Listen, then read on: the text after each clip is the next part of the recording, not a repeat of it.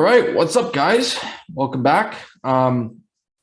So today's little segment is going to be talking about kind of some of the key points that I took from one of the probably the most well-known book for strength and conditioning, especially for sports performance. And it's the book "Science and Practice of Strength Training" by Zatsiorsky and Kramer. Like I mentioned, that and Super Training are probably like the two books that are the most well known and recommended by other strength coaches. So I figured I'd just kind of give a couple topics that I took from the book that I thought, in my opinion, were the most important. So the three that I noticed, or that the biggest takeaway points, was the relationship between force and velocity, the different methods of strength training, which includes the maximal effort method, the dynamic effort method, and the repetition or repeated effort method. And then the final point is the topic of delayed transformation. Now, these are my most important topics right now, but I bet, if you give me 2 years, I read it over a couple of times, these might change a little bit. But for right now, these are the three main ones. So the first one, the force velocity relationship. All right. Basically, it describes how force and velocity work together. You're able to produce a great amount of force, but at the expense of velocity. So velocity will be very low, but force very high, and the opposite. So by producing movement with a very fast velocity, force is diminished. One of the big keys is that power is generally within the, let's say, around 30% of an athlete's max velocity or 50% of their max force. So for sports performance, the goal is always to increase power. All right, you want to be able to produce the greatest amount of force at the fastest velocity. So when you look at the curve, your goal as a strength coach is essentially to shift the curve to the right and up. All right. And I'm going to kind of refer to what Ben Prentice calls riding the force velocity curve. And I thought this was a great way to kind of picture or describe how to increase sports performance. So essentially, you're trying to target different strengths by manipulating velocities to increase the curve or to shift the curve to the right and upwards. So let's say for like a concurrent style of training, you may have one day that focuses on speed strength, one day that focuses on power, another on strength speed, and another maybe on maximal strength. All right. It doesn't have to be in that order, but just to give you an idea. So essentially what you're doing is you're just riding the curve and trying to bring up all those qualities within separate sessions. Now, whether or not you're training a certain quality depends greatly on the velocity. Okay, so if you're looking to increase maximal strength, well, one of the keys is you're gonna have to produce, or you're gonna have to use loads that produce very low velocities. Think of like I'll talk about the maximal effort later, but essentially like a max effort squat or a max effort deadlift, something that takes you a decent amount of time to complete, and something that you have to really strain for. And then there's the opposite. So maximal speed, if you're trying to increase or to train speed, you're going to have to do movements at a very high velocity. So that includes plyometrics, sprinting, especially, or any other fast type movements. So this is kind of like the basis of velocity-based training. I only have a small amount of knowledge about that style of training, but from my understanding, you're not prescribing really loads. You're managing and keeping the velocity of the repetitions within a certain range that targets a specific quality. So that speed of movement dictates the load. Okay, just so you're able to like really specifically target a certain attribute. Now, the maximal effort method, that's one of the first training methods. It's basically just lifting the maximal load within the 1 to 3 repetitions per set range. Some of the benefits include improving intra and intermuscular coordination. It provides the greatest increases in strength, and it has maximal recruitment of motor units, especially the fast twitch muscle fibers. This method is all about producing the most amount of force with a low acceleration or velocity. So the greatest, or say one of the greatest variations would be in overcoming isometric, because velocity is essentially 0. So you're able to produce the most amount of force within, let's say, the prescribed 3 to 6 second range. Now, some of the drawbacks of maximal effort is that it produces very little muscle hypertrophy, just because of the low amount of volume due to the very high intensity and the short time under tension. So the muscles aren't placed under great enough tension, or there's not enough mechanical damage to elicit a hypertrophic effect. But the main drawback is that it's very, very demanding on the central nervous system and can potentially lead to burnout through a desensitization of the receptors, especially the beta adrenergic receptors, just because the very high demand of this method requires a lot of adrenaline. And over time, the receptors can become desensitized to adrenaline, which can lead to some of the symptoms of overtraining. Now, all things considering, so the benefits and the drawbacks, I would say that maximal strength is the foundation for high-speed movement. So I say the foundation and not a prerequisite, because we have these, you always see there's some athletes that are just fast. Okay, they're just naturally fast and explosive. And then if you look on the other side, see powerlifters. They're not world-class sprinters, right? They're not breaking world records in the sprint. So maximal strength isn't everything. But in general, if a person squats or has a stronger absolute strength, or let's say in the case of an example, they squat 2 times what person B squats. Okay. In general, if we take, let's say, for the case of power, if we take 30% of their 1 repetition max, so let's say person A squats 200 pounds, person B squats 100 pounds. And if we take 30%, okay, person A is going to be able to move and produce more force at the same velocity as person B. So if you're looking at it very kind of in a mathematical way, someone who squats more should be able to produce more force at the same amount, at the same velocity as another person. Now, it's not always the case, but say for the general population of athletes, someone who is stronger, it provides them a greater basis and a foundation to transfer that strength to high-speed movement. So essentially, they have a greater potential to produce high force in fast velocity. Okay, so this video is just it's just me doing my first 500 pound squat.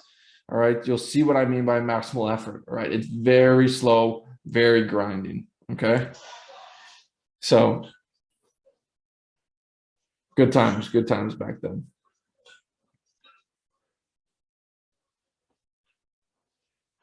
Let's see if I can speed this up. So you'll see that it's a very, very slow rep, and saw my live flash between in front of my eyes. So Would I recommend that with an athlete? Probably not. But just to give you guys an idea, maximal effort, think of straining, think of very low velocity movement. Now, on the other side, we got the dynamic effort method. The dynamic effort method is basically using a submaximal load with the highest attainable speed.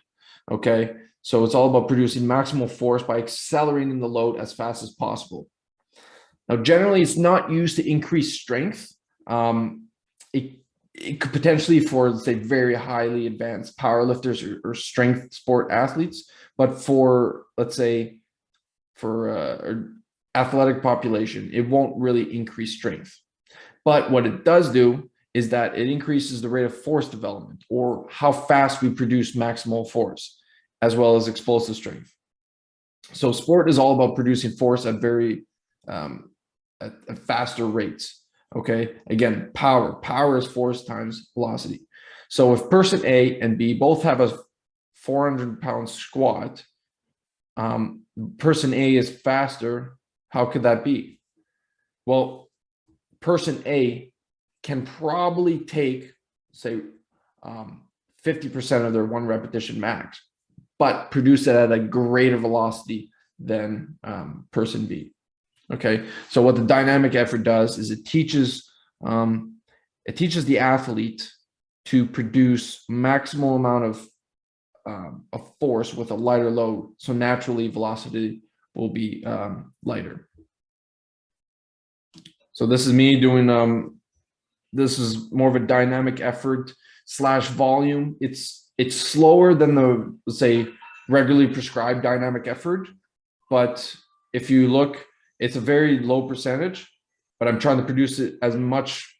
I'm trying to lift the bar as fast as I can. And that's the whole intent of this day.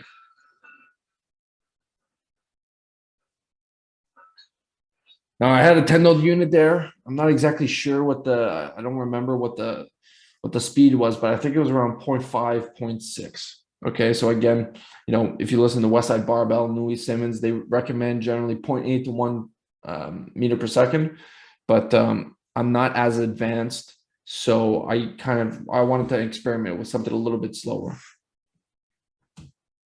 So, if you've ever listened to Louis Simmons or read about the Westside Barbell system, they're almost copying this book. So I'm just going to explain why they really enjoy the system. So they're really focusing on Newton's second law of motion, whereas force equals mass times acceleration. Now we know the maximal effort day is very, very demanding on the nervous system. So they can't lift maximal weights every day. So what he did was, well, okay, we'll focus 2 days on the mass side of the equation, and then the other days focus on the acceleration side, so that they're constantly producing high amounts of force. And the key is that you generally want to have 72 hours between the maximal effort methods and the dynamic effort method for those specific body parts. So what this does is you're basically the dynamic effort method. Its goal is to bring up the higher velocity, lower force end, and then the maximal effort method brings up the portion of the curve that's more on the high force, low velocity. So the end result, again, is you're shifting the curve, the force velocity curve, up and right. So more force, more power, okay? Which, as you learned, is the key to sports performance. Now, the final method is the repetition method, or the repeated effort method. This is lifting a submaximal load to or near failure. So it's generally used for muscle hypertrophy. And I kind of look at the repetition effort method as a way to add armor to your body. Okay, adding muscle for athletes, especially in contact sports, can help protect the athlete from potential injuries due to contacts. So especially like the shoulder and the knee. So having a good, strong musculature around the shoulder or around the knees, specifically the hamstrings and the quads, can help minimize potential risk for injury. And then for a strength sport athlete, more muscle can increase the potential for strength increases. So I like one of Dave Tate's quotes where he says, you can't flex bone. So if you have, let's say, more muscle mass, you have more potential to be stronger as you do more strength work. So there's a large number of motor unit activation, especially the closer you get to fatigue. And the key is that the most important reps are the final ones. All right. Those are the reps that recruit the final motor units, which are normally the fast twitch muscle fibers, according to the size principle. So when it comes to training the repetition method, you can either go to complete muscular failure. Generally, if you do that, the volume or the number of sets will have to be lower, or you can stop just shy of it. So for those who like RPEs, it's around 8 to 9 RPE. The main point of this method is just to elicit enough fatigue of the muscle that the higher order motor units get stimulated to elicit a stronger hypertrophic effect.